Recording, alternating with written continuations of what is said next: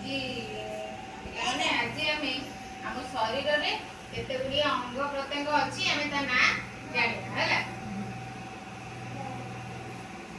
ଏଠି କୁହ ଆମର ଏଇଟା ହେଲା ମୁଣ୍ଡ ହେଲା, ଉପରେ ହେଲା ମୁଣ୍ଡ, ତାପରେ ଆଖି, ଏଟା ହେଲା କାନ, ଏଟା ହେଲା ନାକ, ଏଟା ହେଲା ପାଟି, ଏଟା ହେଲା ଓଠ, ଏଟା ହେଲା ଗାଲ, ଏଟା ହେଲା ବେକ, ଏଟା ହେଲା ଛାତି, ଏଟା ହେଲା ପେଟ, ଏଟା ହେଲା ହାତ, ଏଟା ହେଲା କାନ୍ଧ, କାନ୍ଧ, ଏଇଟା ହେଲା କହୁଣି, ଏଇଟା ହେଲା ଆଙ୍ଗୁଠି, ଏଇଟା ହେଲା ଟୋଟାଲ ହେଲା ଗୋଡ଼, ଏଇଟା ହେଲା ପାଦ, ଏଇଟା ହେଲା ଆଣ୍ଠୁ, ପଛ ହେଲା ପିଠି ହେଲା।